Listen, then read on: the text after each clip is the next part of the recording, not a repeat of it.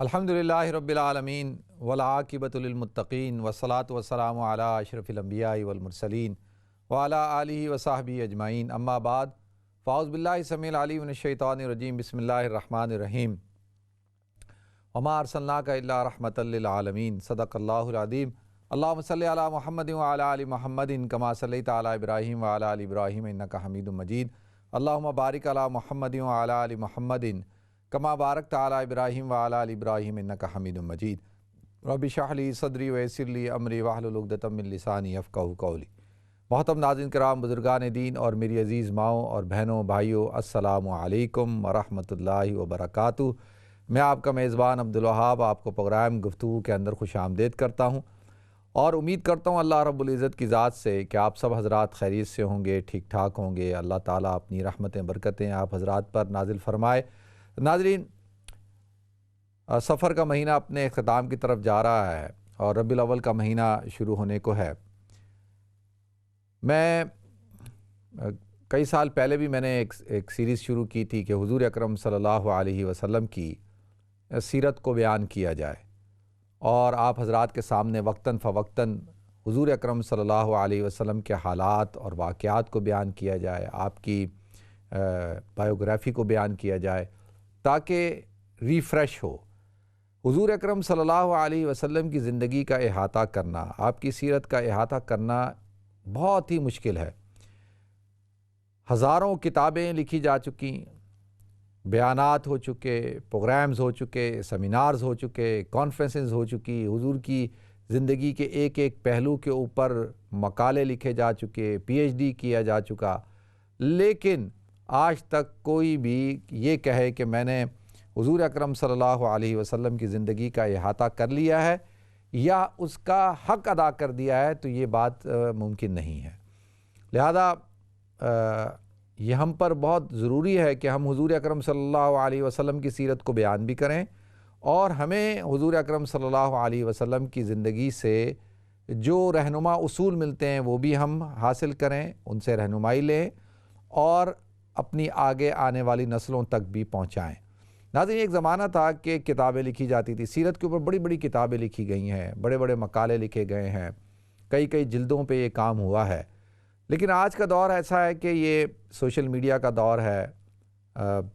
یہ آپ حضرات آج دیکھ رہے ہیں کہ یوٹیوب ہے، انسٹاگرام ہے اور ٹی وی چینلز ہیں۔ لوگوں کا رجحان کم ہوتا جا رہا ہے کتاب پڑھنے کی طرف، اب زیادہ تر رجحان ہے سننے اور دیکھنے کا۔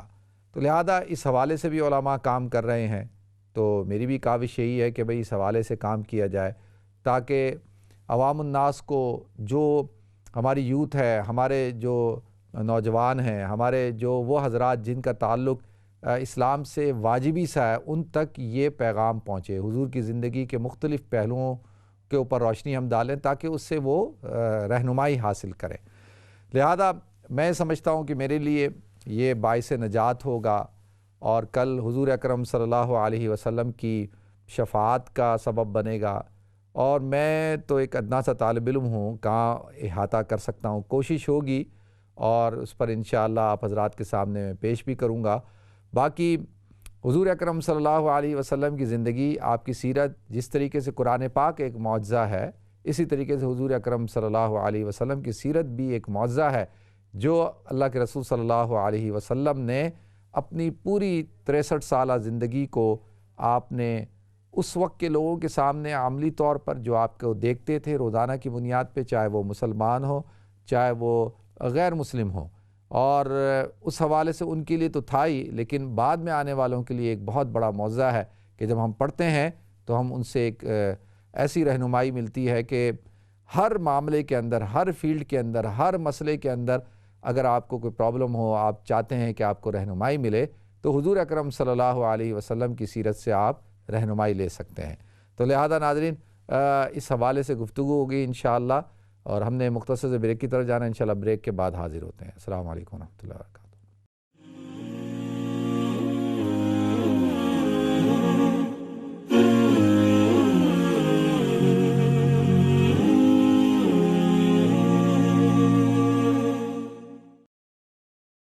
بسم اللہ الرحمن الرحیم۔ السلام علیکم ورحمۃ اللہ وبرکاتہ۔ ناظرین، آپ کو ایک دفعہ پھر پروگرام گفتگو کے اندر خوش آمدید کرتا ہوں۔ تو ناظرین، حضور اکرم صلی اللہ علیہ وسلم کی سیرت کو پہچاننے سے پہلے، یعنی آپ کے احوال اور آپ کے حالات زندگی کو بڑے قریب سے سننا اور پڑھنے سے پہلے جو ہے آپ کو جو عرب ہیں ان کی تاریخ کو سمجھنا ہوگا۔ مکۃ المکرمہ کی جو ہسٹری ہے، خاص طور پہ وہاں پر جو آ کر جو عرب قبائل آباد ہوئے اور جہاں پر حضرت اسماعیل علیہ السلام آ کر آباد ہوئے، حضرت ابراہیم علیہ السلام نے جہاں پر ان کو آباد کیا تھا، اس حوالے سے تھوڑا سا آپ حضرات کے علم میں کچھ باتیں لانا چاہوں گا۔ دیکھیں، سب سے پہلی بات یہ ہے کہ عربی زبان میں عرب کہتے ہیں ایسی زمین کو جو صحرا ہو، جہاں پر پانی نہ ہو اور جہاں پہ خشک سالی ہو۔ اس لیے جب حضرت ابراہیم علیہ السلام نے حضرت اسماعیل علیہ السلام اور حضرت حاجرہ سلام اللہ علیہ کو جب وہاں پر آباد کیا، تو آپ نے جب دعا مانگی تھی اللہ رب العزت سے، تو اس میں تذکرہ کیا تھا کہ اللہ، میں نے اپنے خاندان کو ایسی وادی میں آباد کیا ہے جو وادی غیر ذی زرع ہے، یعنی ایسی وادی، ربنا انی اسکنت من ذریتی بواد غیر ذی زرع عند بیتک المحرم، وادی غیر ذی زرع ہے، یعنی وہاں کوئی چیز اگتی نہیں ہے لیکن آپ کے عزت والے گھر کے پاس۔ تو اس سے بات پتہ چلتی ہے کہ جو مکہ کی جو سرزمین ہے، اگر آپ جاتے ہیں وہاں دیکھتے ہیں تو سنگلاخ پہاڑ ہیں اور ان کے درمیان ایک ایسی وادی ہے جو کہ بیابان ہے، جس کے اندر پانی نہیں ہے، اور اس سے تھوڑا سا آگے نکلیں تو صحرا ہے۔ تو لہذا عرب کی جو سرزمین ہے اس کو اس لیے عرب کہا جاتا ہے، یعنی اس کے معنی یہی ہیں۔ پھر عربوں کی 3 قسمیں ہیں، ایک ہیں عرب عاربہ اور ایک عرب بعیدہ اور ایک عرب مستعربہ۔ جو عرب بعیدہ ہیں وہ عرب اقوام جو کہ ماضی کی تھیں، جو ختم ہو چکی ہیں، جیسے قوم عاد، قوم سمود وغیرہ۔ اور پھر عرب عاربہ وہ اقوام جو قحطانی عرب ہیں، اور اسی طریقے سے عرب مستعربہ یعنی وہ عرب قومیں جن کے جد اعلیٰ حضرت ابراہیم علیہ السلام ہیں، یعنی حضرت ابراہیم علیہ السلام کے صاحبزادے حضرت اسماعیل علیہ السلام۔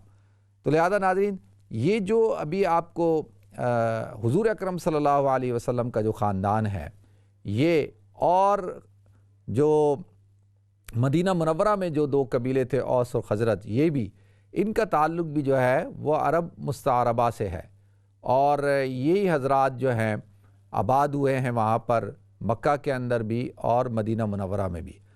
اللہ تعالیٰ نے جب حضرت ابراہیم علیہ السلام کو اولاد عطا کی تو ناظرین، حضرت حاجرہ سے حضرت اسماعیل علیہ السلام پیدا ہوئے، اور آپ حضرات کے علم میں یہ بات ہے کہ حضرت ابراہیم علیہ السلام تو عراق میں پیدا ہوئے تھے، اور آپ وہاں سے سفر کرتے ہوئے فلسطین بھی گئے ہیں، ہبرون الخلیل جہاں پہ مسجد ابراہیمی موجود ہے، اور آپ کا ایک سفر جو ہے وہ ایجپٹ کا بھی ہے، مصر کا بھی ہے، اور جہاں پہ حضرت سارہ آپ کے ساتھ تھیں، اور جو اس وقت کا فرعون تھا، جب اس نے حضرت سارہ علیہ السلام کے بارے میں سنا اور جب آپ کو دیکھا تو اس نے آپ کے ساتھ بدتمیزی کرنے کی کوشش کی، تو اللہ رب العزت نے اس کے ہاتھوں کو اور اس کے جسم کو شل کر دیا تھا۔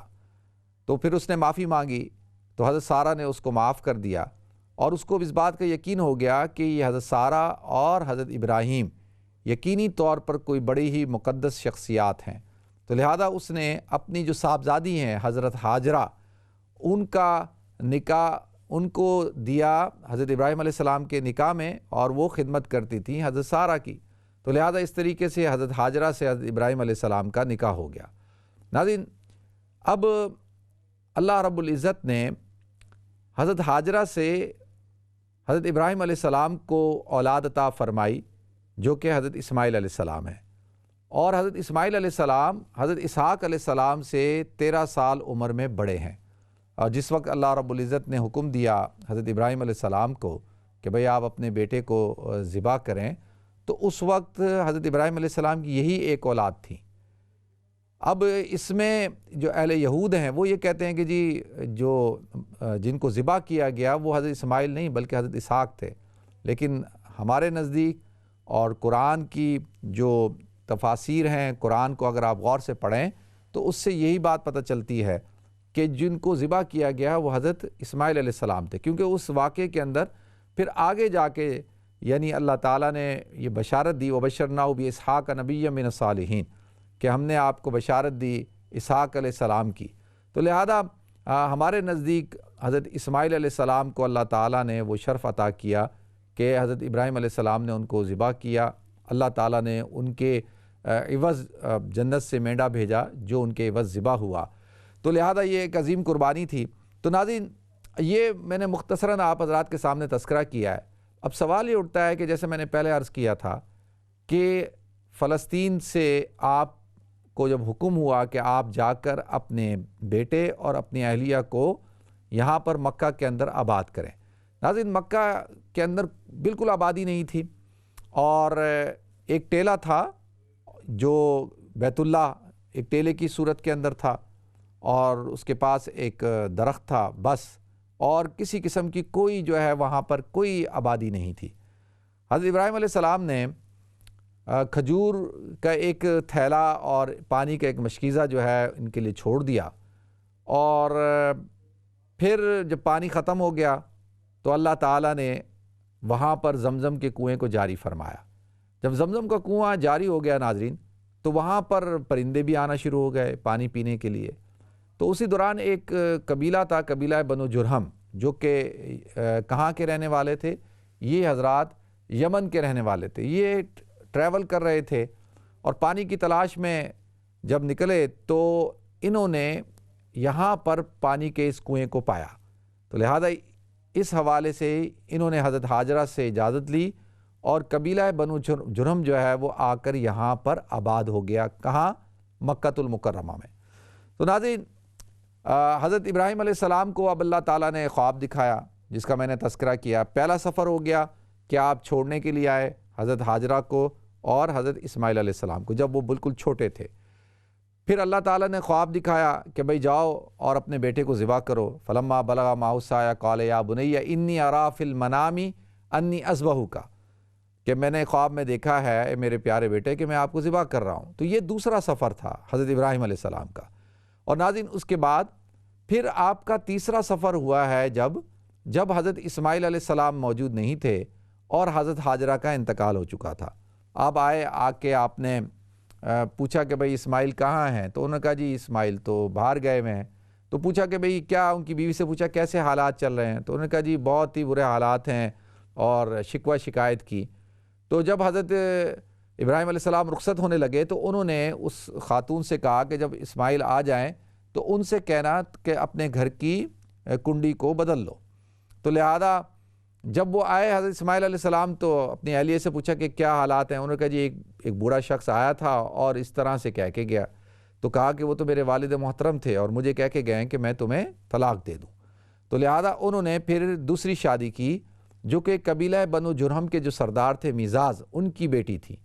تو لہذا ان سے شادی کی۔ پھر اس کے بعد حضرت ابراہیم علیہ السلام دوبارہ آئے اور حضرت اسماعیل علیہ السلام موجود نہیں تھے، تو وہاں پر انہوں نے اس سے پوچھا کہ بھئی کیسے حالات چل رہے ہیں؟ ان کے حالات بہت اچھے ہیں الحمدللہ، اللہ کا شکر ہے، بہت جیسے صبر شکر کے ساتھ زندگی گزر رہی ہے۔ تو آپ نے کہا کہ جب اسماعیل آئیں تو ان سے کہنا کہ تم جو ہے کیا کرو، یہیں پر اپنے گھر کی کنڈی کو سنبھال کے رکھو۔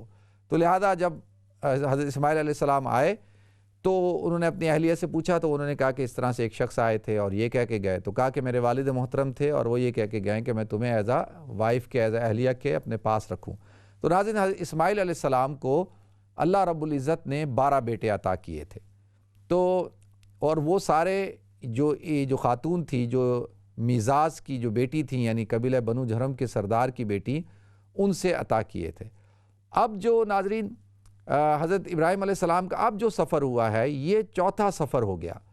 یہ سفر یعنی اگر چھوڑنے والا سفر ملا لیا جائے تو وہ پہلا ہوگا، پھر دوسرا جب آپ ذبح کے لیے آئے، تیسرا جب آپ نے بیوی سے کہا کہ بھئی ان سے کہنا گھر کی کنڈی کو بدل لو، اور پھر اس کے بعد چوتھا سفر۔ پانچواں سفر یہ ہوگا کہ جب آ کر آپ نے بیت اللہ کی تعمیر کی ہے اور حضرت اسماعیل علیہ السلام جوان ہیں، حضرت اسماعیل علیہ السلام سے ملاقات ہوئی اور دونوں باپ بیٹا گلے ملے اور ایک دوسرے سے محبت کا اظہار کیا۔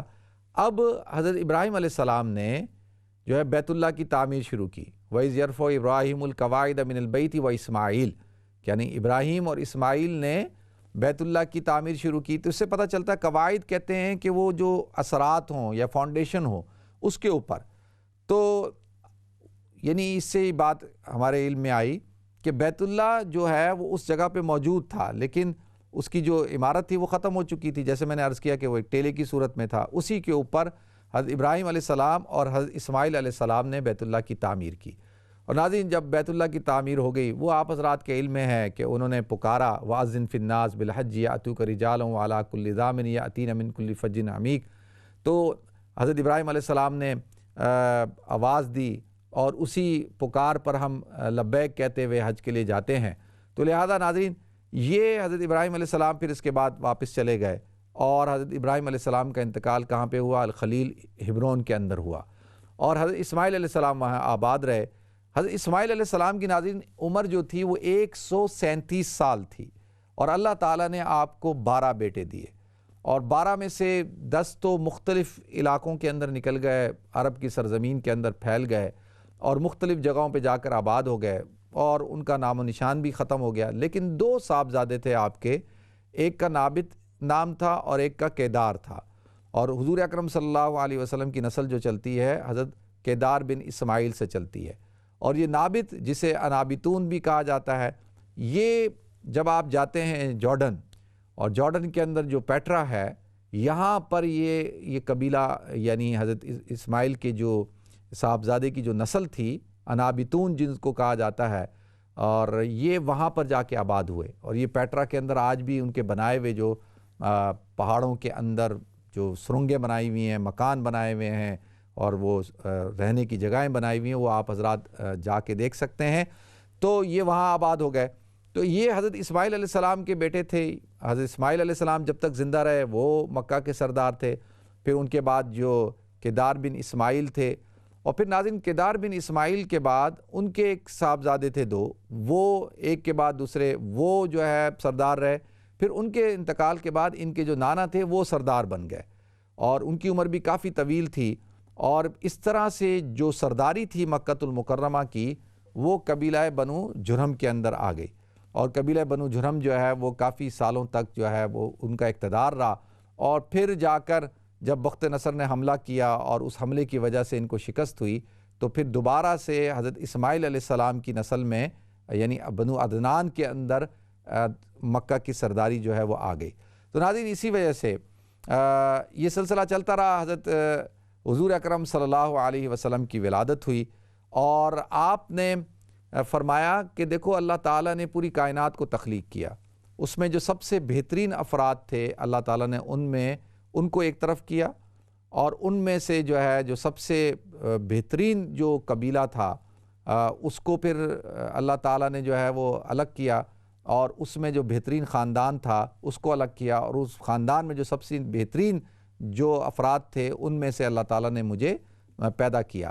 یعنی مطلب کیا ہے کہ آپ کائنات کے اندر سب سے بہترین افراد، بہترین خاندان، بہترین قبیلہ، بہترین جو لوگ ہیں ان میں سے اللہ تعالیٰ نے آپ کو منتخب کیا، اور یہ حضور اکرم صلی اللہ علیہ وسلم کو اللہ تعالیٰ نے اعزاز عطا فرمایا کہ آپ حضرت ابراہیم علیہ السلام کی نسل میں سے ہیں۔ ناظرین حضرت اسماعیل علیہ السلام کا جو زمانہ ہے وہ حضور اکرم صلی اللہ علیہ وسلم سے تقریباً آپ لگائیں 2500 سال پرانا ہے، یعنی حضرت عیسیٰ علیہ السلام سے 2000 سال قبل مسیح، اور پھر حضور اکرم صلی اللہ علیہ وسلم کی جو ولادت ہوئی ہے یہ 571 سال بعد حضرت عیسیٰ علیہ السلام کے آسمانوں پہ اٹھائے جانے کے، تو تقریباً یہ 2500 سال کا عرصہ بنتا ہے کہ حضور اکرم صلی اللہ علیہ وسلم کی ولادت اور حضرت اسماعیل علیہ السلام کے درمیان۔ تو لہذا ناظرین اس طریقے سے یہ قبیلہ بنو جرہم جیسے میں نے عرض کیا، اور ہوتے ہوتے یہ سارے حضرات آباد تھے کہاں پر؟ مکۃ المکرمہ کے اندر، اور مکۃ المکرمہ میں انہوں نے مختلف ڈیوٹیاں بانٹی ہوئی تھی، اور یہ مختلف جو ہے وہ کام کیا کرتے تھے، تجارت کیا کرتے تھے، اور حجاج کرام کی خدمت کیا کرتے تھے، مختلف شعبے ان حضرات کے پاس تھے۔ تو حضور اکرم صلی اللہ علیہ وسلم کی پھر ولادت ہوئی ہے اور مکۃ المکرمہ کے اندر۔ تو لہذا ناظرین یہ تھوڑا سا میں نے پس منظر آپ حضرات کے سامنے بیان کیا ہے۔ اب سوال آپ حضرات کے ذہن میں بھی اٹھے گا کہ بھئی جب ہم ہسٹری کو پڑھتے ہیں تو ہمیں پوری پرشین جو فارس کی جو ہسٹری ہے وہ نظر آتی ہے، ایک سویلائزیشن نظر آتی ہے، حبشہ کی ایک سویلائزیشن نظر آتی ہے، اور اسی طرح سے روم کی ایک سویلائزیشن نظر آتی ہے، لیکن ہمیں اس دوران جو عرب ہیں ان کا کوئی ایک کردار نظر نہیں آتا، کوئی ایک جو دنیا تھی اس وقت کی اس میں کوئی ایک رول نہیں، کوئی ایک سویلائزیشن نظر نہیں آتی۔ کیا وجہ ہے؟ دیکھیں ناظرین، اس کی دو وجوہات ہیں۔ پہلی وجہ تو یہ کہ یہ جو مکہ المکرمہ ہے یا جو سرزمین حجاز ہے، اگر میں یہ کہوں، اور یہ سرزمین حجاز یہ تو آج مختلف ملک بن گئے نا، کہ آپ کو اب یو اے ای نظر آتا ہے، آپ کو بحرین نظر آتا ہے، کویت نظر آتا ہے، عمان نظر آتا ہے، یہ اسی طرح سے عراق کا کچھ حصہ، تو یہ سارے الگ الگ ملک بن چکے ہیں۔ لیکن جو سرزمین حجاز ہے اس زمانے میں، اب یہ سعودی عرب ہو گیا، کویت، یو اے ای وغیرہ نام رکھ دیے گئے، لیکن پہلے اس پورے علاقے کو جزیرۃ العرب کہا جاتا تھا، سرزمین حجاز۔ اور اس کے اندر جو you a E, Kuwait, Bahrain, Oman اور اسی طریقے سے سعودی عربیہ کا پورا علاقہ، یہ سارے علاقے جو تھے یہ سرزمین حجاز کہلائے جاتے تھے۔ جیسے میں نے آپ حضرات کو عرض کیا نا کہ عرب باعدہ تو بالکل ختم ہو چکے تھے، ان کا تو نام و نشان ختم ہو چکا تھا، اور یہ بھی مدائن صالح جو سرزمین حجاز کا ایریا وہاں پر آباد تھے۔ اسی طریقے سے جو عرب جو عاربہ ہیں وہ تجارت جب کرتے تھے تو وہ مائیگریشن کرتے ہوئے جو ہے یمن کے اندر پہنچ چکے تھے اور یمن میں رہتے تھے، اور وہیں سے پھر جو ہے قبیلہ بنو جھرم بھی جو ہے وہ ٹریول کرتا ہوا یہاں پر آیا تھا مکہ المکرمہ میں۔ تو ایک وجہ تو یہ تھی کہ کیونکہ بالکل یہ صحرائی علاقہ تھا اور پہاڑ وغیرہ ہر طرف تھے، اور ایک طرف جو ہے بحر احمر تھا، اور یعنی ایسے اس کی جو لوکیشن تھی، اس لوکیشن کی وجہ سے کوئی بھی جو دوسری جو بڑی طاقتیں ہیں انہوں نے کبھی بھی ان کے اوپر کنٹرول نہیں کیا۔ آتے تھے، جنگ ہوتی تھی، لوٹ مار کرتے تھے، چلے جاتے تھے، لیکن وہ یہاں رہتے نہیں تھے۔ اچھا، اس کی بنیادی وجہ میں نے بتائی، ایک تو اس کا جو محل وقوع ہے، دوسرا یہ کہ اتنا سنگلاخ ایریا تھا یہ، اور اتنا یہاں پر گرمی ہوتی تھی اور صحرا اور سخت قسم کی زندگی تھی، اس وجہ سے بھی جو دوسرے جو قبائل تھے یا بادشاہ ہوتے تھے یا رومنز یا پرشین، یہ لوگ اس لیے یہاں کے آ کے آباد نہیں ہوتے تھے۔ وہ کہتے تھے یہ تو بڑی سخت جگہ ہے، یہاں آ کے ہم نے کیا کرنا ہے، بس آئے لوٹ مار کی چلے گئے۔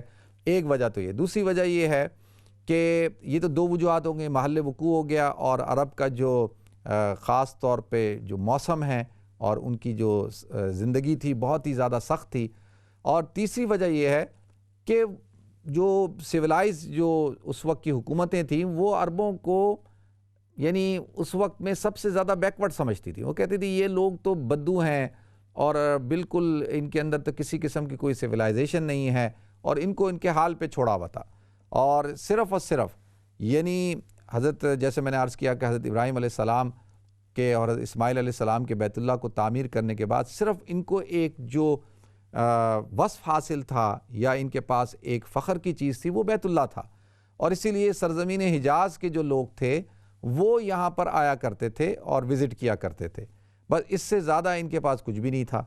پھر ناظرین اسی طریقے سے یہ سلسلہ چلتا رہا، تو تقریباً میں نے عرض کیا کہ 10 لاکھ سے لے کے 13 لاکھ مربع میل تک کا یہ علاقہ تھا۔ اب تو سمٹتے صرف سعودی عرب تک کی سرزمین حجاز رہ گیا ہے۔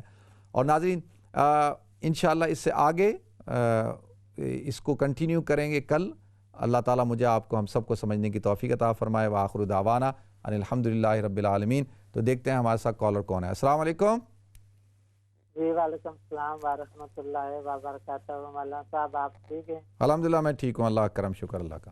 ہمارے لیے دعا کرنا صحت کے لیے اور بیٹا کی صحت کے لیے۔ اور میرا سوال ہے کہ جب موبائل کے اندر قرآن پاک پڑھتے ہیں تو اس کے لیے وضو کا ہونا ضروری ہے، یا وضو کے بغیر بھی ثواب میں کمی تو نہیں ہوتی ہے؟ تو وضو کے بغیر پڑھیں تو فہمی ثواب ہوتا ہے، جیسے وضو سے زیادہ ثواب ہوتا ہے، تو بغیر وضو کے موبائل پڑھنے سے تو واقعہ یا صورت جو ملک ہے رات کو پر۔ چلیں ٹھیک ہے، اور کوئی سوال ہے آپ کا؟ نہیں، بس یہ دعا میں یاد کرنا۔ ضرور انشاءاللہ۔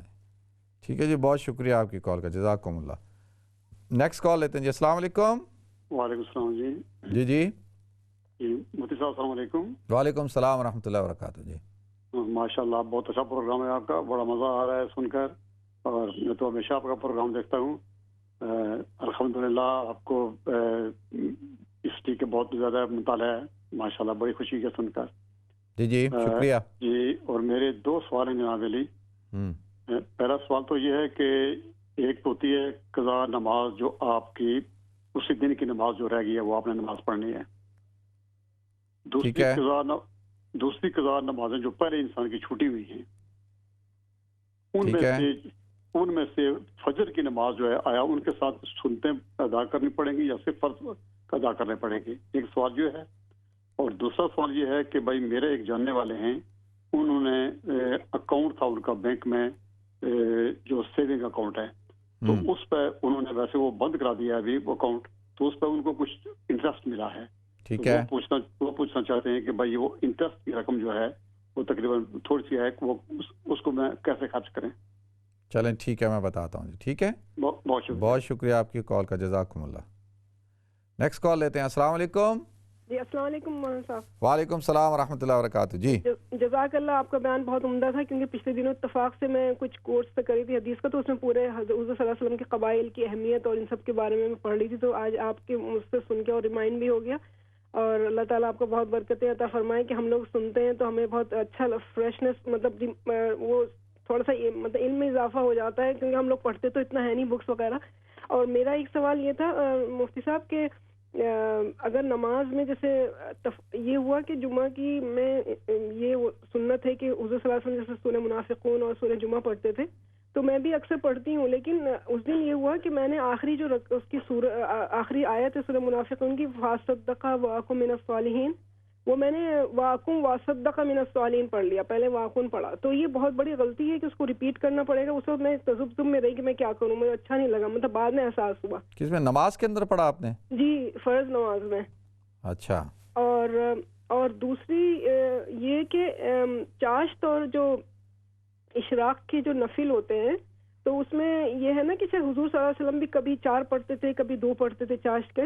تو اگر کوئی ریگولرلی پڑھتا رہے, 4 ہی پڑھے, تو اس میں کوئی حرج تو نہیں, یہ ہمیں مس بھی کرنا پڑے گا ایز اے سنت, جیسے کہ حضور صلی اللہ علیہ وسلم کبھی مس بھی کرتے تھے, کہ ریگولر نہیں پڑھنا چاہیے یا کبھی مس بھی کرنا چاہیے, اور کبھی 4 کبھی 2 پڑھنا چاہیے. پلیز ذرا اس پر روشنی ڈالیے گا, جزاک اللہ. چلیں ٹھیک ہے میں بتاتا ہوں جی. ٹھیک ہے, بہت شکریہ. نیکسٹ کال لیتے ہیں. السلام علیکم. جی السلام علیکم. وعلیکم السلام ورحمۃ اللہ وبرکاتہ. جی میں نے ایک بار سوال پوچھنا ہے کہ میرے بردر ان لا فوت ہو گئے ہیں, انا للہ و انا الیہ راجعون, 3 ویک ہو گئے ہیں, تو وہ پاکستان تو 40واں کرواتے ہیں نا, تو ادھر جو بھی کہتے ہیں کہ 40واں وغیرہ کچھ نہیں کرنا. تو اس لیے میں نے کہا کہ آپ سے پوچھوں کہ ہم نے قرآن بھی وغیرہ بہت پڑھے ہوئے ہیں, درود شریف سب کچھ پڑھا ہوا ہے, تو وہ کس طرح ختم, وہ خود تو نہیں نہ کر سکتے اتنا. چلیں ٹھیک ہے میں بتاتا ہوں جی. ٹھیک ہے, بہت شکریہ آپ کی کال کا, جزاکم اللہ. نیکسٹ کال لیتے ہیں جی. السلام علیکم. السلام علیکم. وعلیکم السلام. جی جی فرمائیں جی. وعلیکم. جی جی عرض کریں جی, آپ کی آواز آ رہی ہے. اچھا میری آواز آ رہی ہے جی. میں مرتضی کر رہا ہوں شفیل سے. جی کیسے ہیں آپ, ٹھیک ہیں؟ جی جی اللہ تعالیٰ کی شکر ہے. آپ کے مزاج شریف مفتی صاحب؟ الحمدللہ, اللہ کرم شکر اللہ کا. جی ٹی وی کی آواز بند کریں, آپ کی آواز تاکہ کلیئر آئے. اچھا صاحب. جی جی فرمائیں جی. السلام علیکم.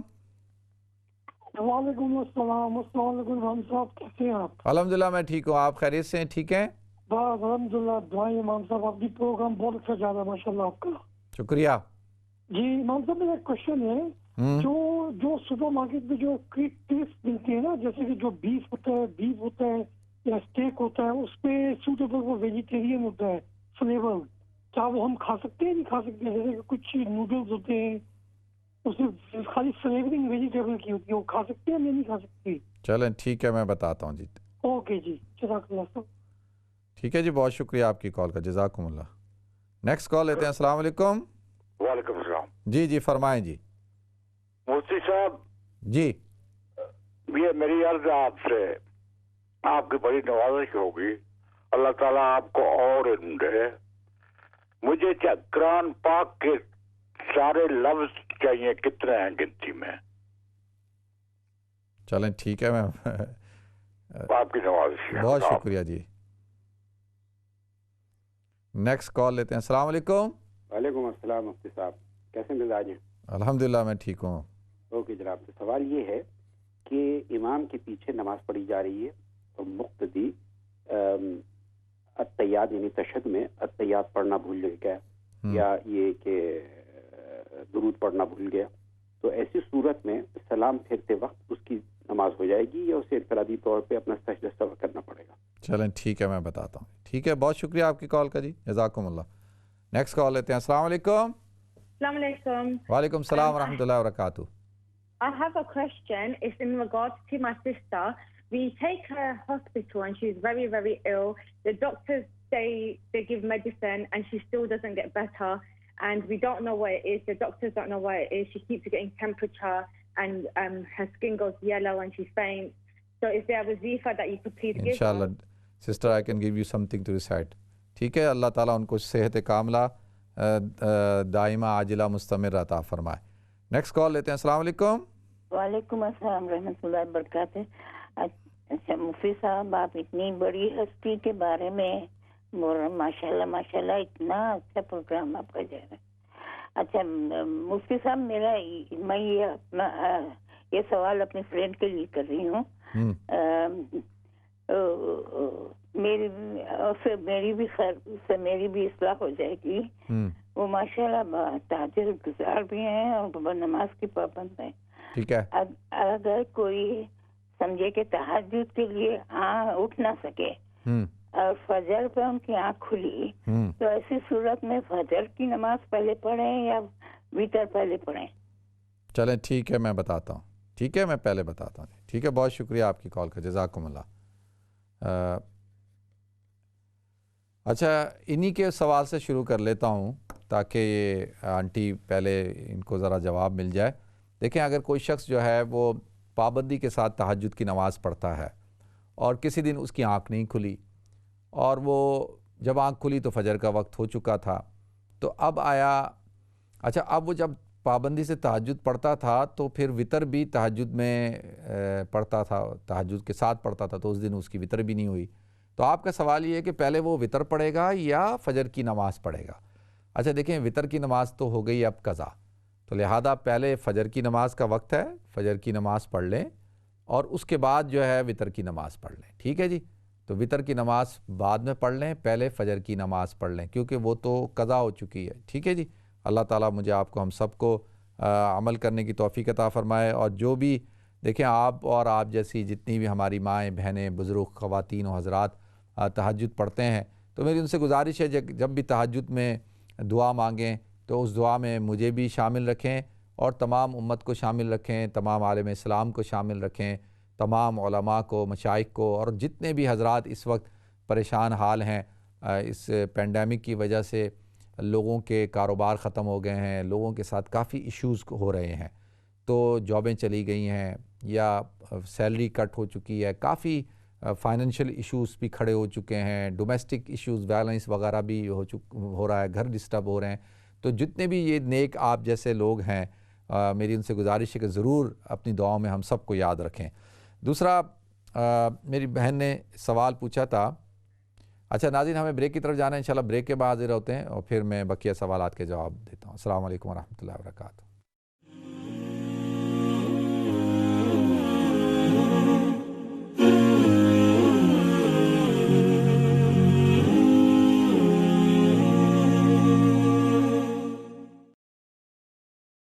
بسم اللہ الرحمن الرحیم. السلام علیکم ورحمۃ اللہ وبرکاتہ. ناظرین، ہفتے کی رات کو پاکستان کے اندر کراچی شہر کے اندر دارالعلوم فاروقیہ جو ایک بہت بڑا دینی ادارہ ہے، اس کے محتمم حضرت مولانا ڈاکٹر عادل خان رحمۃ اللہ علیہ، ان کو بے دردی کے ساتھ شہید کر دیا گیا.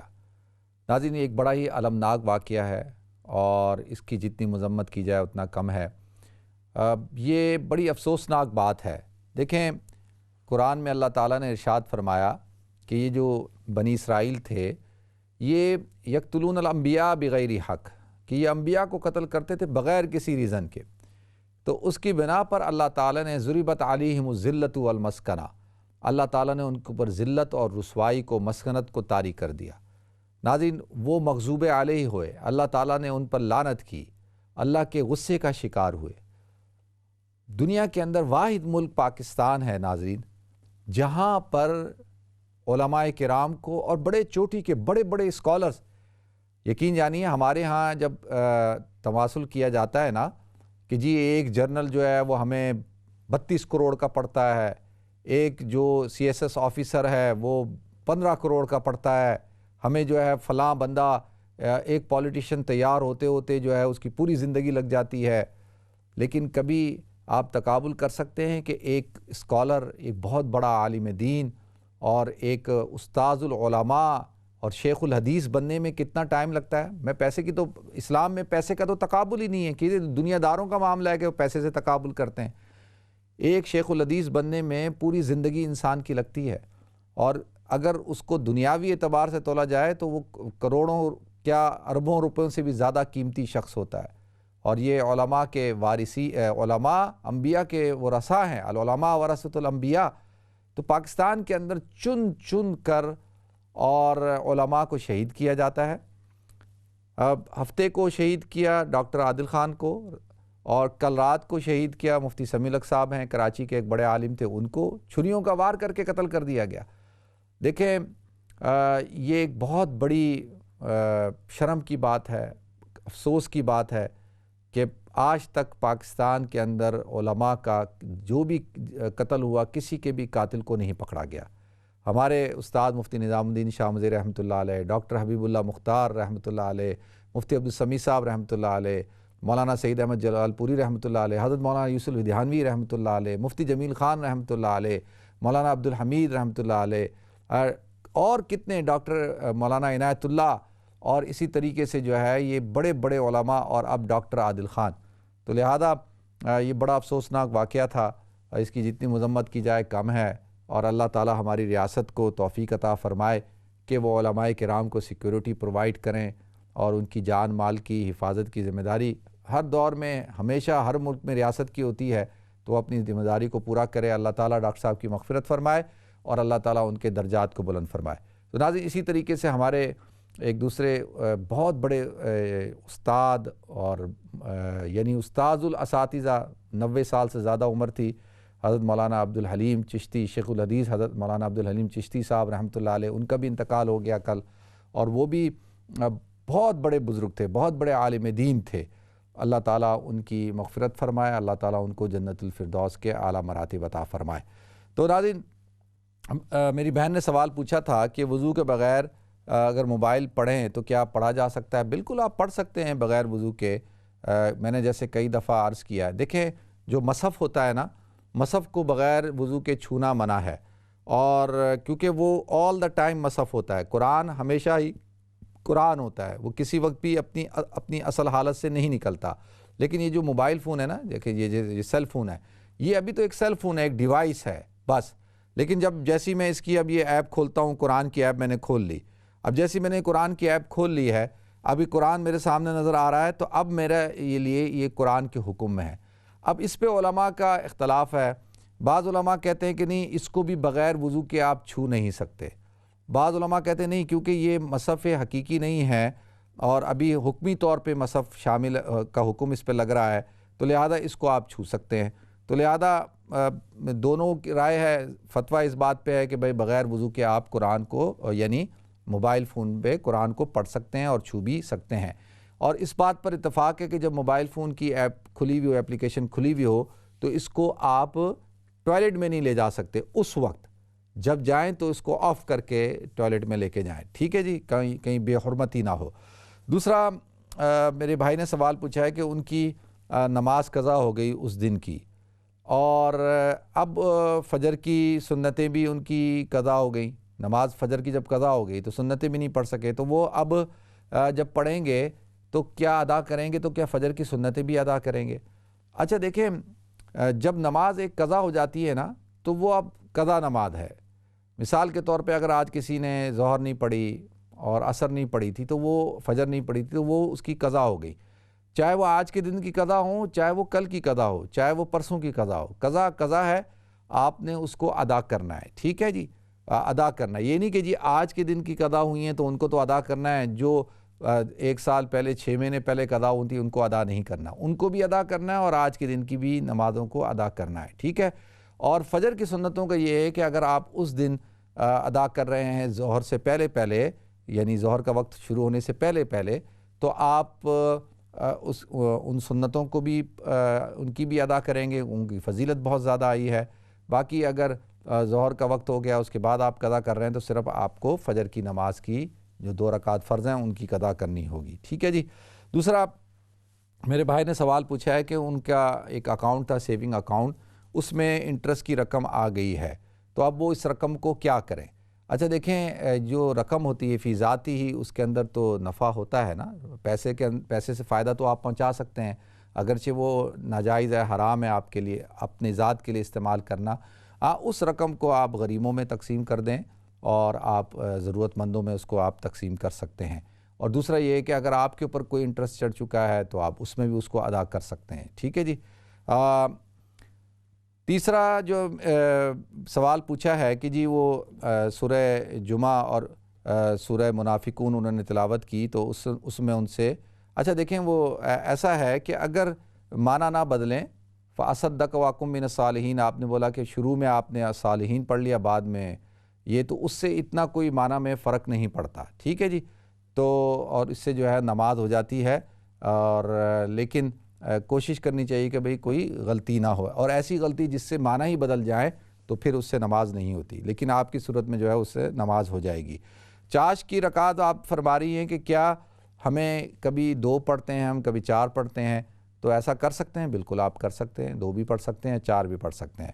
تو کیا یہ ضروری ہے کہ بھئی ہمیشہ ہی پڑھیں، کبھی اگر ہم چھوڑ دیں تو بالکل یہ تو فرض تو نہیں ہے، یہ تو نفل نمازیں ہیں، تو لہذا نفل نماز کا مطلب ہی یہ ہوتا ہے کہ بھئی کبھی آپ پڑھیں گے کبھی آپ نہیں پڑھیں گے، تو اتنی پابندی نہ کر لیں کہ بھئی اتنا اپنے اوپر اس کو لازم کر لیں جیسے فرض کو کر لیا جاتا ہے، تو ایسا نہ کریں۔ ہاں کبھی اگر آپ سفر میں ہیں، بیمار ہیں یا تھکے ہوئے ہیں تو نہ پڑھیں، کبھی کبھی چھوڑ بھی دیں، تو کوئی حرج کی بات نہیں، کوئی گناہ کی بات نہیں ہے اس میں۔ دوسرا میری بہن نے سوال پوچھا کہ ان کے برادر ان لا کا انتقال ہو گیا تو کیا ان کا 40واں کیا کریں، کیونکہ بہت سارا قرآن پڑھ لیا ہے اور اس کو ہم کیسے بخشیں؟ اچھا دیکھیں، پہلی بات تو یہ ہے کہ اسلام کے اندر یہ سویم 10واں 40واں اس کی کوئی شرعی حیثیت نہیں ہے، اور یہ اس سے اجتناب کرنا چاہیے، یہ سب رسوم اور رواج ہیں اور ان سے ہمیں بچنا چاہیے۔ باقی قرآن پاک پڑھ کر اور جو نفلی عبادات کر کے آپ ایصال ثواب کرنا چاہتے ہیں تو آپ خود سے کر سکتے ہیں، اس کے لیے کسی عالم کو بلانا، کھانا پکانا اور کھانا بنا کر فروٹ کاٹ کر رکھنا اور اس کے بعد ایصال ثواب کرنا، یہ یعنی اس کا کوئی شرعی ثبوت نہیں ہے، اور اس کے بغیر بھی ایصال ثواب ہو جاتا ہے۔ آپ خود سے پڑھ کر بھی اپنے مرحومین، اپنے عزیز و قارب رشتہ داروں کو ایصال ثواب کر سکتے ہیں، ٹھیک ہے جی۔ دوسرا جو میرے بھائی نے پوچھا ہے کہ جی جو مارکیٹ میں چیزیں ملتی ہیں جو سوٹیبل فار ویجیٹیرین ہوتی ہیں تو کیا ان کو ہم استعمال کر سکتے ہیں؟ بالکل آپ کر سکتے ہیں، شرعی طور پر ان کو آپ استعمال کر سکتے ہیں۔ اور میرے بھائی نے سوال پوچھا ہے کہ قرآن پاک میں کتنے حروف ہیں؟ 77,430 حروف ہیں، یہ اندازاً ہے 77,430۔ اچھا، امام کے پیچھے اگر کوئی شخص نماز پڑھ رہا تھا اور وہ اتحیات پڑھنا بھول گیا یا درود شریف پڑھنا بھول گیا امام کے پیچھے جماعت کی نماز میں، تو کیا اس کو سجدہ صاحب کرنا ہوگا؟ اچھا دیکھیں، پہلے یہ بات سمجھ لیں کہ سجدہ صاحب آپ انفرادی جب نماز پڑھ رہے ہوتے ہیں تو پھر اگر کوئی غلطی ہوتی ہے، اتحیات آپ نے نہیں پڑھا، تو پھر آپ کو سجدہ صاحب کرنا ہے، لیکن جب آپ امام کے پیچھے نماز پڑھ رہے ہوتے ہیں تو آپ کی غلطی جو ہوتی ہے اس کو وہ کاؤنٹ نہیں ہوتی، کیونکہ آپ امام کے تابع ہیں۔ ہاں امام سے غلطی ہوگی تو وہ سجدہ صاحب کرے گا اور آپ سب نے اس کی اتباع کرتے ہوئے سجدہ صاحب کرنا ہے، لیکن اگر آپ سے انفرادی غلطی ہو گئی ہے تو اس سے جو ہے وہ آپ کو سجدہ صاحب نہیں کرنا ہوگا، ٹھیک ہے جی۔ ہاں یہ ہے کہ اگر کوئی فرض چھوٹ جاتا ہے، اگر آپ امام کے پیچھے نماز پڑھ رہے ہیں اور اگر آپ نے سجدہ نہیں کیا، اگر آپ نے رکوع نہیں کیا، آپ کا فرض چھوٹ گیا، تو پھر آپ کی نماز باطل ہو گئی ہے، آپ کی نماز نہیں ہوئی، آپ کو اپنی نماز دوبارہ جو ہے وہ پڑھنی پڑے گی۔ اچھا، میری بہن نے سوال پوچھا ہے کہ بھئی دعا کے لیے کہا ہے کہ بھئی اللہ تعالیٰ ان کے کوئی بیمار ہیں، ان کو اللہ تعالیٰ صحت عطا فرمائے، ان کو فیور ہے اور ان کا رنگ پیلا ہو رہا ہے، ڈاکٹروں کو سمجھ نہیں لگ رہی کہ ان کو کیا ہوا ہے۔ تو ناظرین بھی ان کے لیے دعا کریں گے، میں بھی ان کے لیے دعا کروں گا۔ آپ بھی سورہ فاتحہ 7 دفعہ پڑھ کے اول و آخر دوشی پڑھ کے ان پر دم کریں، اور سورہ انبیاء کی آیت نمبر 83 وہ بھی آپ جو ہے وہ پڑھا کریں، ان سے بھی کہیں وہ بھی پڑھیں، انشاءاللہ اللہ تعالیٰ ان کو صحت عطا فرمائیں گے۔ تو کال ہے تو کال لے لیں۔ السلام علیکم۔ وعلیکم السلام مولوی صاحب۔ جی جی میرا ایک پہلے ہوں دوسری دفعہ میں گل کر رہا، جی جی پہلے طلاق دا وہ مسئلہ تھا، 4 مہینے ہو گئے نو کہ کہنے تسا کیا تھا کہ وہ اہل حدیث کو بھی پوچھ لو بھائی، تو ہوں وہ خرچے دی میں خرچہ دینا چاہنا، وہ 3 مہینے اس دی عدت تے بچہ یوں دئیے تو وہ خرچہ تو بھائی تو بس ٹال مٹول کسی وقت کہنے ہاں کوئی کریں گے، میرے واسطے تھوڑا جا چلو ٹھیک ہے، میں دستا انشاءاللہ، ٹھیک ہے، مہربانی، اور میرے واسطے دعا ہی کرے، میں ذرا ذہنی طور سے بیمار رہنا، اتنے اکیلا ہی رہنا، اور کوئی ہے کوئی نہیں، پاکستانی نزدیک گاؤں دے وچ رہنا، دعا کرے میرے واسطے۔ نہیں تو تسی اس ویلے کتھے ہو؟ اس ویلے انگلینڈ وچ ہو پاکستان وچ ہو تسی؟ نہیں میں اتنے جرمنی دے وچ، میں اکیلا اتنے 27 سال تو رہ رہا، کوئی ہمبر تو تھوڑا جہا کوئی 40-50 کلومیٹر دور ایک پنڈ دے وچ 27 سال تو اکیلا ہی رہ رہے ہیں پاکستانی۔ چلو تھوڑے واسطے دعا کرانگا جی انشاءاللہ ضرور، ٹھیک ہے جی، بہت شکریہ۔ نیکسٹ کال لیتے ہیں۔ السلام علیکم۔ جی وعلیکم السلام۔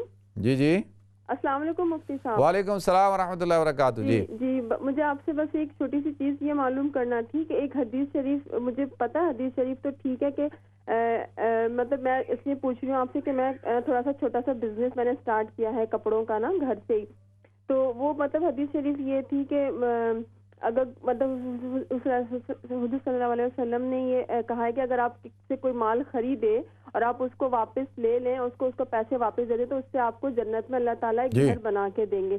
تو مجھے آپ سے یہ پوچھنا ہے کہ اس کی کوئی کنڈیشنز ہے، کیونکہ آپ کو پتہ عورتیں اس طرح سے کرتی ہیں، پہلے انہوں نے کہا ہمیں یہ چیز چاہیے، ہمیں اس کو یہ کروا دیں، چینج کروا دیں، سب کچھ کروا دیں، ابھی جب کروا دیا ان کے لیے پھر وہ کہتی ہیں پھر ہمیں نہیں لینا۔ تو اس طرح سے اگر اسے کسی نے میں جس کو کوئی چیز کوئی کسی کو کوئی سائز کا پرابلم ہوا ہے تو میں اس کو چینج کر دیتی ہوں، ریفنڈ بھی میں کر دیتی ہوں، لیکن اب وہ کہتی ہیں اچھا ہمیں کپڑا پسند نہیں آیا، حالانکہ ہر چیز ایکسپلین کرتی ہوں ان کو میں۔ چلیں ابھی میں بتاتا ہوں جی، ٹھیک ہے جی، بہت شکریہ آپ کی کال کا، جزاکم اللہ۔ نیکسٹ کال لیتے ہیں جی۔ السلام علیکم۔ وعلیکم السلام مفتی صاحب، کیا حال ہے؟ الحمدللہ میں ٹھیک ہوں، اللہ کرم، شکر اللہ۔ بہت خوب، آپ کا پروگرام ہمیشہ دیکھتا اور سنتا ہوں، بہت اچھا پروگرام پیش کرتے ہیں، ہم بیوقوف لوگوں کو عقل کی باتیں بھی بتاتے ہیں، بہت بہت شکریہ۔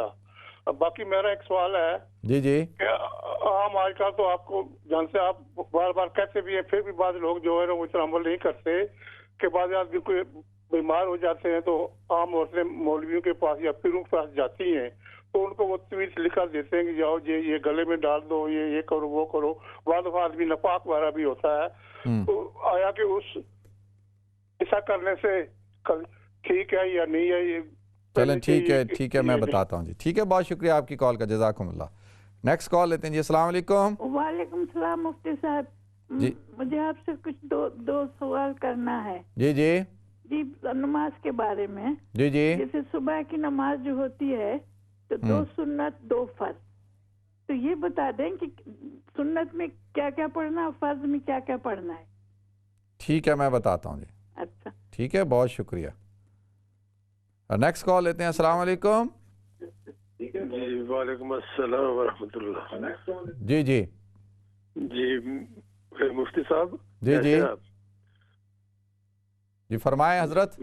جی میرے ایک مسئلہ پوچھنا تھا حق مہر کے بارے میں، کہ ایک آدمی 40-42 سال گزر گئے ہیں، اس نے حق مہر نہیں دیا تھا بیوی کو، تو اب اگر وہ دینا چاہتا ہے اس حساب سے دے گا جو اس وقت مقرر ہوا تھا، یا کہ موجودہ جو ہے اس کا کیا؟ نہیں تو ان کو پتہ ہے کہ کتنا مہر طے ہوا تھا، ان کو یہ بات پتہ ہے؟ جی مثلاً 40-42 سال اگر 15 پاؤنڈ ہوا تھا تو اب وہ 15 ہی دے گا یا کہ آج کے حساب سے دے گا؟ چلیں ٹھیک ہے، میں بتاتا ہوں. ٹھیک ہے جی، بہت شکریہ آپ کی کال کا، جزاکم اللہ. السلام علیکم. وعلیکم السلام ورحمۃ اللہ وبرکاتہ. مفتی صاحب کیا حال ہے؟ الحمدللہ میں ٹھیک ہوں حضرت، آپ خیریت سے ہیں؟ ٹھیک ٹھاک ہیں؟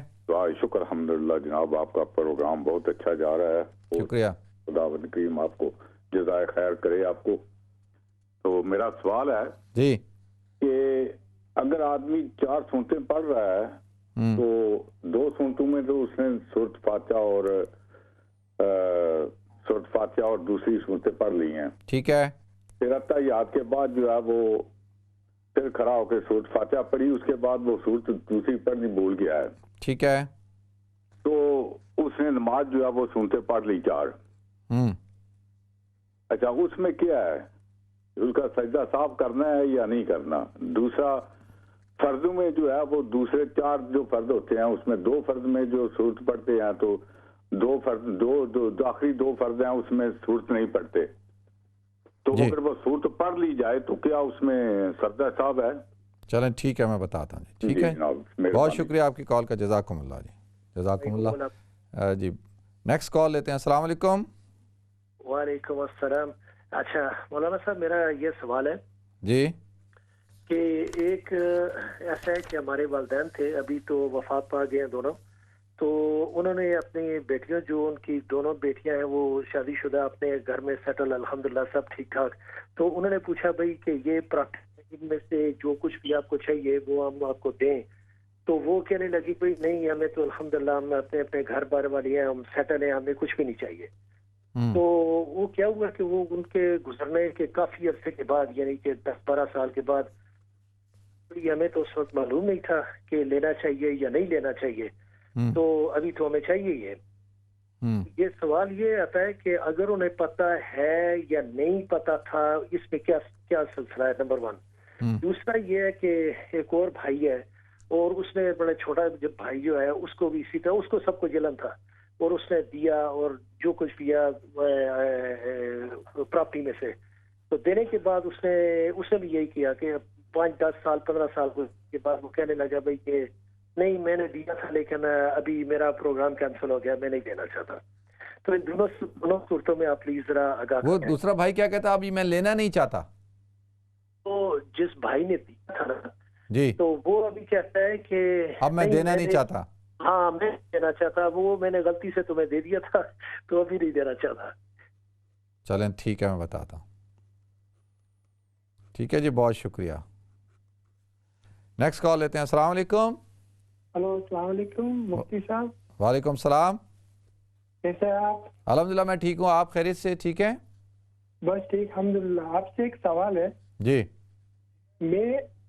میں اور میری وائف کبھی کبھی جماعت بنا کے پڑھتے ہیں اور میں لیڈ کرتا ہوں. اب کبھی کبھی ایسا ہوتا ہے کہ کچھ مسٹیک ہو جاتی ہے تو نارملی مقتدی جو پیچھے ہوتے ہیں وہ بول دیتے ہیں کہ بھائی آپ ایسا پڑھیں.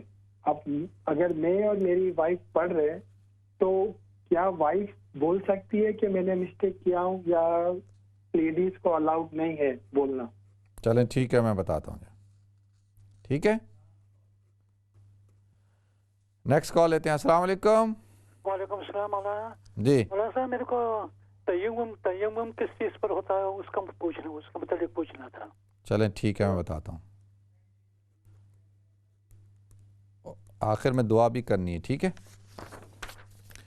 اچھا جی، ایک تو سوال یہ پوچھا تھا کہ اپنا طلاق کے مسئلے کے حوالے سے میرے بھائی نے سوال پوچھا جرمنی سے کہ انہوں نے جب طلاق دی تو عدت کے دوران جو عدت ہے اس کی جو اخراجات ہوتے ہیں وہ بھی شوہر کی ذمہ داری ہوتی ہے نا، کہ وہ جو اخراجات ہیں 4 مہینے 10 دن کے، تو یا یہ تو عدت وفات ہے. عدت طلاق جو ہے 3 طہر سمجھ لیں، 3 سائیکل 3 مہینے، تو اس کا جو خرچہ ہے وہ شوہر کی ذمہ داری ہے. وہ بیوی کے سارے اخراجات اٹھائے گا جس کو اس نے طلاق دی ہے، اس کے کھانے کا، پینے کا، اس کا اور اس کے بچوں کا. بچے تو جب تک بالغ نہ ہو جائیں وہ بھی والد کی ذمہ داری ہوتے ہیں، انہوں نے اس کے اخراجات اٹھانے ہوتے ہیں. تو اب وہ اس کے بھائی لے نہیں رہے. اچھا، یہ تو بھائی جانے اور آپ جانے تو کیوں نہیں لے رہے بھائی؟ یہ بات ہے نا کہ سوال یہ اٹھتا ہے کہ وہ کیوں نہیں لے رہے، ان کو لے لینا چاہیے.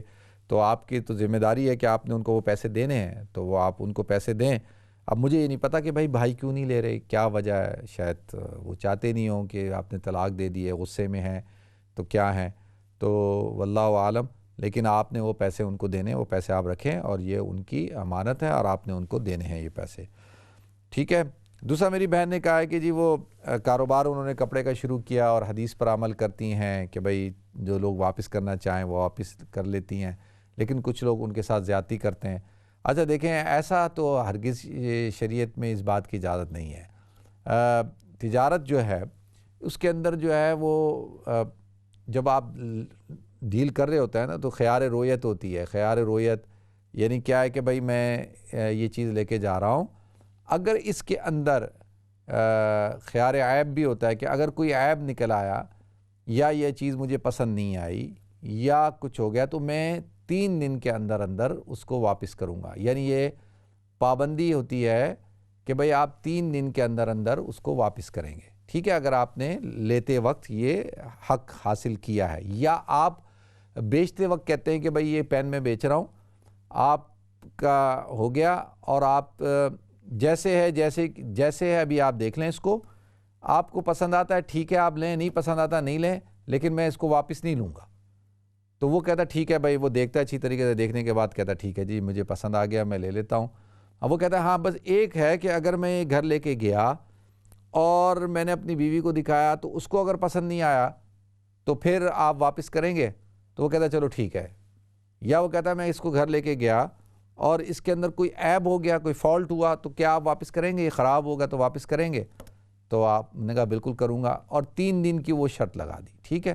تو 3 دن کے اندر اندر جو ہے وہ چیز کو واپس کر لینے کا شرعی طور پر لائبلٹی ہوتی ہے, جب کہ لین دین کرتے ہوئے آپ بتا دیں. جیسے یہاں پر آپ کوئی چیز لینے جاتے ہیں نا تو وہ کہتے ہیں کہ بھئی آپ ودن 14 ڈیز اس کو تبدیل کر سکتے ہیں, کچھ چیزوں میں ہوتا ہے کہ نہیں وہ تبدیل ہو ہی نہیں سکتی ہیں, ٹھیک ہے جی. تو اگر وہ استعمال شدہ ہو جائیں تو وہ تبدیل نہیں ہو سکتی ہیں, ایسے کچھ شرط ہوتی ہے. یہ نہیں کہ بھئی لوگ لے جائیں اور لے جا کے استعمال کریں, استعمال کرنے کے بعد لا کے واپس دے دیں, تو یہ بات مناسب نہیں ہے, ٹھیک ہے جی.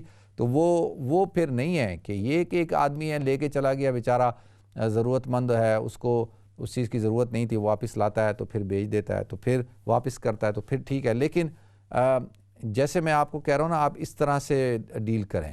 آپ جب بیچ رہی ہوں تو آپ ان کو بتا دیں کہ بھئی یہ کپڑے ہیں, اگر آپ اس کو استعمال کر لیں گے, آپ اس کو پہن لیں گے تو پھر کوئی دوسرا آدمی اس کو نہیں پہنے گا, ٹھیک ہے. تو اسی طریقے سے آپ ان کو بتا دیں کہ بھئی اس کا سائز کا کوئی پرابلم ہو تو اور ودن اتنے دن ہو اور بغیر استعمال کے ہو تو میں واپس کروں گی, ورنہ نہیں کروں گی. تو یہ تو تجارت ہے اور اس کے اندر آپ کر سکتے ہیں, کیونکہ ابھی آپ کا چھوٹا ہے نا, والیوم بہت چھوٹا ہے کاروبار کا. جب زیادہ ہو جائے تو پھر تو کوئی حرج نہیں ہوتا, کیونکہ وہ واپس چلا جاتا ہے, پھر فیکٹری میں جاتا ہے, پھر وہ اور جگہ بکتا ہے اس طرح سے. لیکن ابھی آپ کا تو چھوٹا کاروبار ہے, تو جیسے میں نے عرض کیا ویسے آپ کاروبار کریں, انشاءاللہ اللہ تعالیٰ آپ کو برکت عطا فرمائیں گے. اور لوگوں کو بھی چاہیے کہ بلا وجہ جو ہے, ہماری عورتوں کے ساتھ اصل میں ایشو ہے, وہ ایک جوڑا خرید کے لے کے آتے ہیں, گھر آتے ہیں, کہتے ہیں اوہو اچھا نہیں ہے, یہ نہیں ہے, کلر اچھا نہیں ہے, فلانا, وہ کہتے ہیں واپس لے جاتے ہیں. ابھی ٹائم نہیں ہے, میں نے دعا بھی کرنی ہے حضرت ڈاکٹر صاحب کے لیے, حضرت مولانا عبدالحلیم چشتی صاحب کے لیے, انشاءاللہ اس پہ پھر کبھی گفتگو کریں گے. دوسرا, بیمار ہو جائیں تو ڈاکٹر کے پاس جائیں, ڈاکٹر سے علاج کرائیں, قرآنی آیات پڑھیں, خود سورہ فاتحہ پڑھیں اور اللہ کا کلام پڑھ کے دم کریں, انشاءاللہ آپ ٹھیک ہو جائیں گے. اس کے لیے کسی پیروں کے پاس, مزاروں پہ جانے کی ضرورت نہیں ہے, خود سے قرآن پاک کی تلاوت کریں. اللہ تعالیٰ آپ کو صحت عطا فرمائے. فجر کی نماز پہلے 2 رکعت سنت موقدہ ہیں وہ پڑھی جائیں گی, پھر 2 رکعت فرض پڑھے جائیں گے. اور یہ جیسے نماز پڑھی جاتی ہے کہ جی اسی طریقے سے پڑھا جاتا ہے, فجر کی نماز اور سنتیں ایک ہی طرح ہی پڑھی جائیں گی, ٹھیک ہے جی. حق مہر 42 سال پہلے طے کیا تھا اور نہیں دیا تو اب کتنا دینا ہوگا؟ اس وقت 15 پاؤنڈ تھا اور آج 42 سال بعد تو 40 سال پہلے 15 پاؤنڈ کی جو ویلیو تھی, آپ وہ لگا لینا کہ بھئی آج کے دور میں وہ 15 پاؤنڈ, اس وقت 15 پاؤنڈ ایک بہت بڑی رقم ہوتی تھی, آج تو 15 پاؤنڈ کی کوئی حیثیت ہی نہیں ہے, ٹھیک ہے. تو اب آپ دیکھ لیں کہ بھئی 15 ہیں تو کم سے کم 1500 تو ہو ہی جانے چاہیے, ٹھیک ہے جی. 1500 پاؤنڈ تو آپ کو اب دے ہی دینا چاہیے, میں ایسے ہی کہہ رہا ہوں آپ کو, 15 پاؤنڈ تو نہ دیں, ٹھیک ہے. 40 سال بعد آپ دے رہے ہیں تو 1500 پاؤنڈ تو بنتے ہی ہیں. اسی طریقے سے سورہ فاتحہ کسی نے سنتیں پڑھی اور آخری 2 سنتوں کے اندر وہ تلاوت کرنا بھول گیا، اس نے سورہ فاتحہ پڑھ لی، تلاوت نہیں کی، تو کیا اس کو سجدہ صاف کرنا ہوگا؟ نہیں، سجدہ صاف نہیں کرنا، اس کی نماز ہو گئی۔ اسی طرح سے فرض میں اس نے آخری 4 رکعت پڑھا تھا، آخری 2 رکعتوں میں اس نے سورت نہیں پڑھ لی، تو کیا اس کو سجدہ تلاوت کرنا ہوگا؟ نہیں کرنا ہوگا، اس سے بھی سجدہ سہو سجدہ تلاوت نہیں، سجدہ سہو جو ہے واجب نہیں ہوتا۔ اچھا، ہمارے والدین فوت ہو چکے، اچھا یہ وراثت کا مسئلہ تھا۔ اچھا دیکھیں، بیٹیاں اگر اس وقت میں لکھ کے دے دیتی ہیں کہ بھئی اس وراثت میں سے ہمیں کچھ نہیں چاہیے، اور وہ اپنے حق سے دستبردار ہو جاتی ہیں اور وہ کسی اور کو دے دیتی ہیں، تو شرعی طور پر اس کی اجازت ہے، پھر دوبارہ وہ کمپلین نہیں کر سکتی کہ بھئی ہمیں اب واپس دو۔ اسی طرح سے وہ بندہ جو کہتا جی پہلے میں نے دینا تھا اب نہیں دینا، لیکن اس کو دینا ہی ہوگا کیونکہ وہ جائیداد میں ان کا حصہ ہے، وہ اس کے لینے دینے سے کچھ نہیں ہوتا ہے۔ یہ تفصیل سے انشاءاللہ اس پہ گفتگو کر لوں گا میں۔ اور جماعت میں ایک سوال پوچھا تھا نا کہ عورت جو ہے وہ ایسے کر کے کھنکھنا کر جو ہے وہ ہتھیلی پہ ہاتھ مار کے کر کے جو ہے لقمہ دے سکتی ہے، ٹھیک ہے، اگر شوہر سے غلطی ہو۔ اور تیمم جو ہے وہ مٹی اور مٹی کی بنی ہوئی چیزیں ہوتی ہیں، پتھر، مٹی، ان سے گرد غبار مٹی سے تیمم ہو سکتا ہے، باقی اور چیزوں سے تیمم نہیں ہو سکتا۔ ناظرین دعا کریں حضرت علامہ ڈاکٹر عادل صاحب کی شہادت کا اللہ تعالیٰ ان کی مغفرت فرمائے۔ حضرت مولانا عبدالحلیم چشتی صاحب، مفتی سمیع الحق صاحب، ان حضرات کو اللہ تعالیٰ جنت الفردوس میں اعلیٰ مراتب عطا فرمائے۔ دعا کر لیں جی۔ سبحان اللہ و بحمدہ، سبحانک اللہم و بحمدک، نشہد ان لا الہ الا انت، نستغفرک و نتوب الیک۔ ربنا اغفر لنا ولاخواننا الذین سبقونا بالایمان ولا تجعل فی قلوبنا غلا للذین آمنوا ربنا انک رؤوف رحیم۔ اللہم اغفر لحینا ومیتنا وشاہدنا وغائبنا وصغیرنا وکبیرنا وذکرنا وانثانا، اللہم من احییتہ منا فاحیہ الاسلام ومن توفیتہ منا فتوفہ الایمان۔ یا الہ العالمین، یا رب العالمین، یا اللہ، جو علماء کرام حضرت مولانا ڈاکٹر عادل خان صاحب شہید ہوئے، ان کا انتقال ہو گیا، یا اللہ تو ان کی مغفرت فرما، ان کو جنت الفردوس کے اعلیٰ مراتب عطا فرما۔ یا اللہ اسی طریقے سے حضرت مولانا مفتی عبدالحلیم چشتی صاحب، مفتی سمیع الحق صاحب، ان حضرات کا بھی انتقال ہو گیا، یا اللہ تو ان سب کی مغفرت فرما، سب کو جنت الفردوس کے اعلیٰ مراتب عطا فرما۔ یا اللہ جو قاتلین ہیں، جنہوں نے اتنا بڑا ظلم کیا، یا اللہ ان کو کیفر کردار پہ پہنچا، یا اللہ ان کو یا اللہ تو پکڑ عطا فرما، دنیا کے اندر بھی اور آخرت کے اندر بھی۔ یا اللہ تمام علماء کرام کی حفاظت فرما، یا اللہ تمام لوگوں کی حفاظت فرما۔ یا اللہ جو لوگ بیمار ہیں ان کو صحت عطا فرما، یا اللہ جو پریشان حال ان کی پریشانیاں دور فرما۔ یا اللہ تو ہم سب پر اپنے خصوصی کرم کا، فضل کا معاملہ فرما۔ ربنا آتنا فی الدنیا حسنہ وفی الآخرۃ حسنۃ وقنا عذاب النار، وصلی اللہ تعالی علی خیر خلقہ سیدنا مولانا محمد وعلی آلہ وصحبہ اجمعین، آمین آمین آمین برحمتک یا ارحم الراحمین۔ ناظرین انشاءاللہ آپ حضرات سے کل ملاقات ہوگی، اپنا خیال رکھیے گا۔ السلام علیکم ورحمۃ اللہ وبرکاتہ۔